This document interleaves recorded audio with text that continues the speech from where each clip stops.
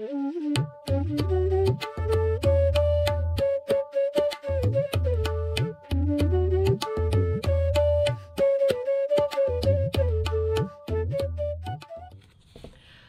Tara here. Just a reminder to please hit subscribe if you haven't already.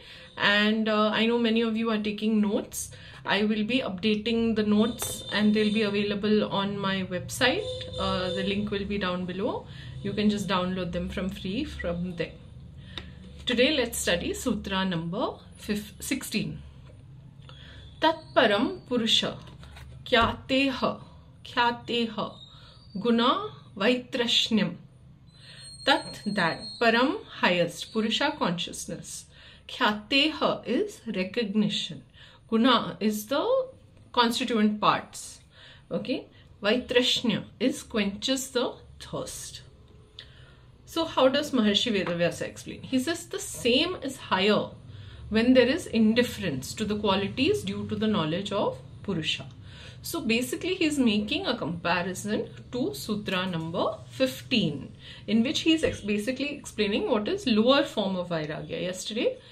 In yesterday's session, he explained what is Vairagya as we know it on a mundane level. Today he is explaining the higher form of Vairagya when there is indifference to the qualities. What are the qualities? The gunas. Due to the knowledge of Purusha, that is by intellectual capacity, by the buddhi, knowledge of Purusha. Okay, he who has seen the defects of perceptible and scriptural enjoyments, as he explains yesterday, is indifferent to them. He whose will to know is saturated with the notion of the distinctive nature of Purusha, brought about by the purity of effort to know him, becomes indifferent to the qualities both in the manifest and unmanifest state. So basically what he's saying is, in Sutra 15, he says, those who know the defects of perceptible and scriptural objects become indifferent to them. So, there is this kind of detachment, what we call, or non-attachment that arises. But that is not what is para-vairagya. That is just one of the, stages. Yesterday, BKS Iyengar explains 5 stages of Vairagya. Swami Satyananda explains 3. So it is the lower stages. This is the highest stage. Para-vairagya is what he is explaining. So he says there are 2 such forms of desirelessness. One that he described yesterday. He now explains the latter, and the latter is the light of spiritual knowledge. When this light shines, discrimination arises.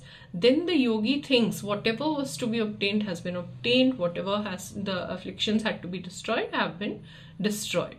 So the lower is the antecedent to the higher.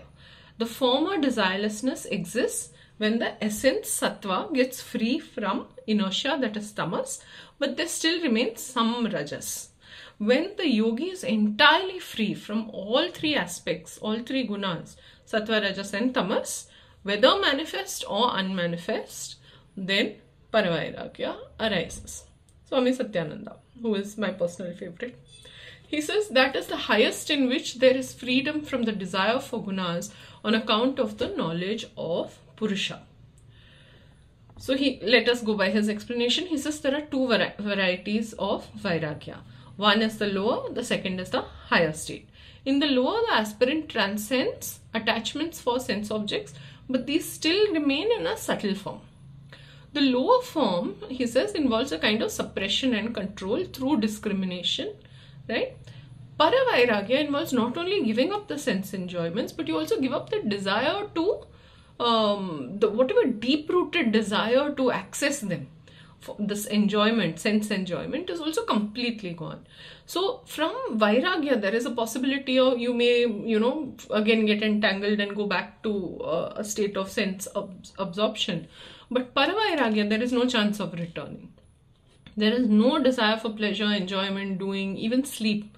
This happens when there is real awareness of the nature of Purusha, the soul. So he gives the example of Nachiketa in the Kathopanishad. And he says Nachiketa has this curiosity of knowing what happens to the soul after death. So he starts rejecting all sense desires. And he finally gains the supreme knowledge. And he says such para-vairagya, Swami Satyananda says, cannot be obtained by books, by satsang, even by abhyasa. It can only be obtained from intuitive, direct knowledge of Purusa. So, puruṣa-khyāteḥ. Pur means town, like we say, Anantapur. Sha means sleep. So, the body is basically considered as a town with 9 gates. The mental body has 4 gates. The pranic body is the third body. Awareness of the world is known through the subtle body. Purusa is consciousness, which is dormant. So when Purusa comes in contact with Prakriti, it is the start of the universe. Now this passage that is coming up, please get a pen and pencil and write it down in bullet points. I'll also try and give it to you in a short or something later. It's absolutely beautiful summary of all the elements. He says the universe is 5 elements. The Panchabhuta: earth, water, air, fire, ether. This we know. So the universe is 5 elements, Panchabhuta, 5 karmendriyas, which are tongue, hand, feet, excretory and procreative organs, 5 jnanendriyas, which are ears, eyes, nose, tongue, skin, 4-fold functions of the mind, that is manas, chitta, buddhi, ahankara, 5 pranas, which is prana, pana, samana, udana, vyana, and 3 bodies, the gross, the subtle and the causal or karmic, and the 5 objects of sense pleasure, which are sound, touch, vision, taste and smell. And these are the components of Prakriti, and these are the basic tattvas in Sankhya philosophy. So this is if you understand this, you basically understand how the world works. Okay, so I'm just going to repeat the 5 elements: the Panchabhuta, the 5 karmendriyas, the 5 jnanendriyas, the 4-fold functions of the mind, the 5 pranas, 3 bodies and 5 objects of sense pleasure. These are the components of Prakriti. Now, according to yoga, Purusa is awareness without the contents of the mind. So, consciousness manifests without the vrittis. So, all of these are the sources of the manifestation of the vrittis.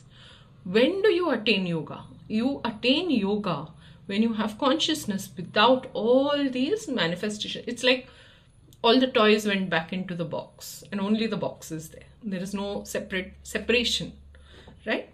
Now, in meditation, Purusa functions at a deeper level, but there is pratyaya, or the content of the mind. However, there's only one entanglement, the notion of I. When this I also vanishes, what remains is Purusa. The supreme awareness of Purusa gives rise to the freedom from the 3 gunas, sattva, rajas and tamas. It means mind is not in the least influenced by the gunas.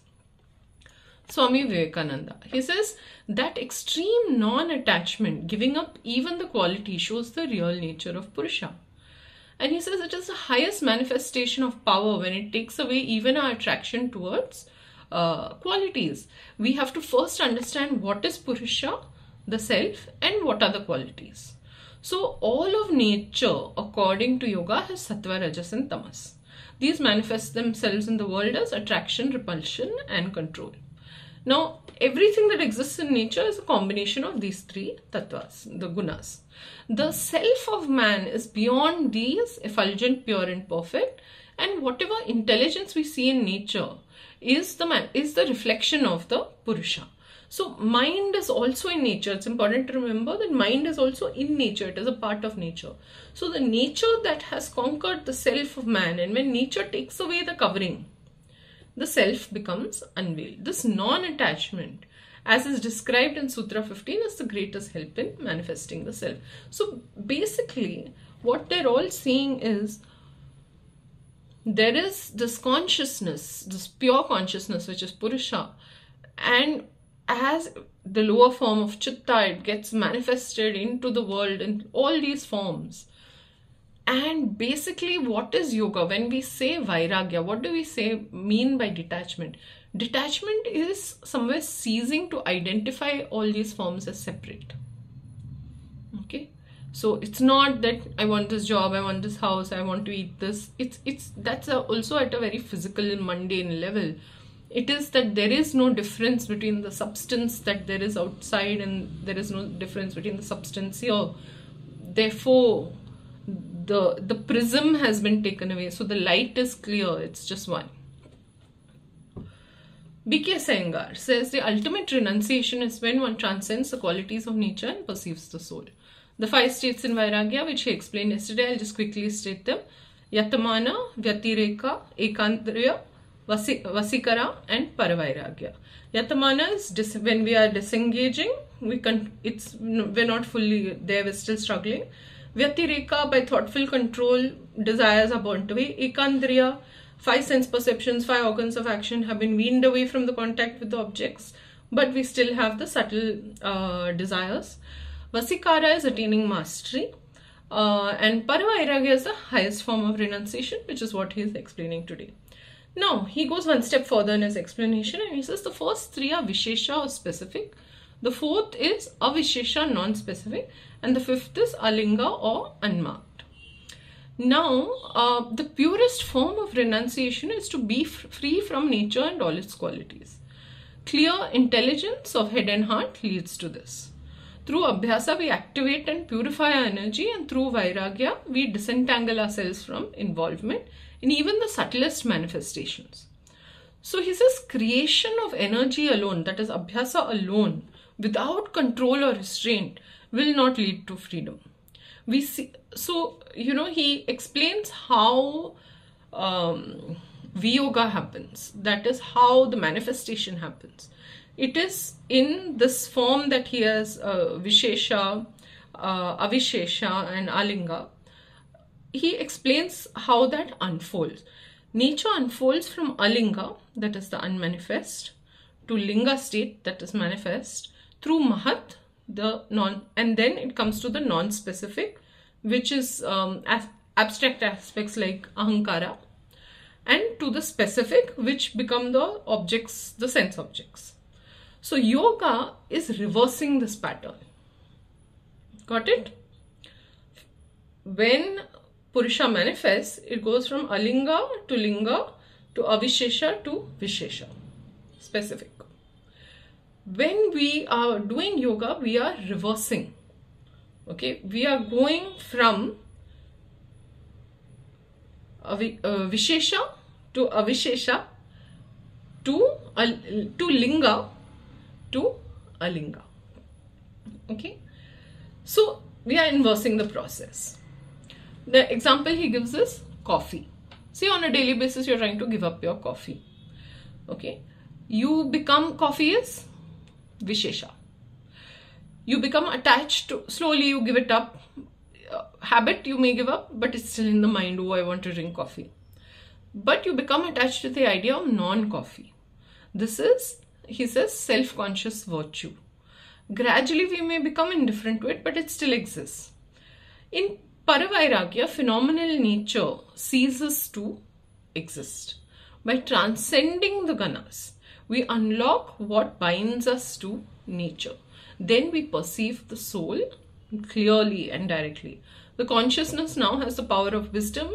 Acquired, whatever we needed to acquire has been acquired, whatever needed to be discarded has been discarded, and the sadhaka is free. There is no feeling of birth and death, and kaivalya is attained. He says the second and last step of vairagya, the last state of desirelessness, cessation of all desiring, by knowing the innermost nature of Purusa, the Supreme Self. Okay, sorry, now let's move to Osho. So he says, first you have to know that you are the source of all happiness. Second, you have to know that the total nature, you have to know the total nature of your inner self. The answer to the first, that you are the source of all happiness, should also lead you to the understanding that you are the source, you are the totality. The whole universe is within you, not just happiness, everything that exists. Once you become whole, once you recognize yourself as the source, then all misery disappears. What he's about to teach is very important. He says, remember that struggle creates ego. If you struggle, as you struggle, you're creating a gross ego. And the final step, what Patanjali describes as para-vairagya, is complete disappearance of ego. There is no struggle. There is just natural flowing. There is no conscious effort. There is no self-consciousness. A total acceptance. Okay, the example he gives is what Lao Tzu, the Chinese philosopher, calls Tao, the river flowing towards the sea. It is not making an effort. It is not in any hurry to reach the sea. Even if it doesn't reach, or if it takes 1,000,000 years to reach, the river is fine. It has nothing to prove. The river is simply flowing because it is its nature. When desires are noted, effort arises. If you just flow with it, when you have, for instance, and he says just try it, like when you have fever, when you have pain, when you have a headache, just go with it. This is something we understand intellectually, but try and just flow with the pain. He says a Buddha can never be in pain. This is impossible. For pain, ego is a must. And if the ego is there, you can transform your pleasure also into pain. And if ego is not there, you can transform pain also into pleasure. He says it is very important to understand that from the moment we are born, we are struggling for power and control. A child that is born is completely helpless. The moment he gains, his consciousness starts developing, he wants control. He starts to walk, he wants control over his environment. So we sort of create this need for, he says this is the time at which a person becomes political. The desire for power disappears when you have consciousness of the Purusa, because you realize that you don't need the power from external control. You were always a king and you had presumed yourself a beggar. So you lose that need to be somebody. The body is just a house. You are enough, you are more than enough. Abhyasa and vairagya, constant inner practice and desirelessness. If you practice abhyasa and vairagya, you become a yogi. He says, don't create a fight. Don't fight with the universe. Don't fight with your circumstances. Allow what is happening to happen and just flow with it. Don't create the negative. The minute you struggle, you create ego. Ego creates resistance. Resistance creates negative energy. Be more and more conscious. Remain in that moment and accept that moment. Don't ask for something else. If pain is there, let it be there. Remain in it and flow with it. He says, if you're miserable, remember that you have created all this. Let it penetrate deep into your heart that if you're miserable, you have created your own suffering. If you have created your suffering, then you can destroy them. If you haven't created your suffering, then you're a victim and you're helpless. But if you have created your own suffering, then you can also uncreate your suffering. You can remove them. How have we created our suffering? Through wrong habits, wrong attitude, wrong addictions, desires, but mainly by attachment. Drop this pattern, start afresh. Barbara Stoller Miller, simple translation. Higher dispassion is a total absence of craving for anything material, which comes by discriminating between spirit and material nature. However, I will disagree with her translation here because she's only still attaching to the material aspect, which I think comes from a Western understanding of vairagya and matter, and not seeing the spiritual attachments or the attachments to all the manifest and unmanifest gunas. Okay, so thank you so much for listening. This was Sutra number 16. Come back tomorrow for 17. As I mentioned, notes will be on the website in a couple of days. Sorry, I have been taking time to edit them. And hit subscribe. A lot of you watching have not subscribed. Thank you.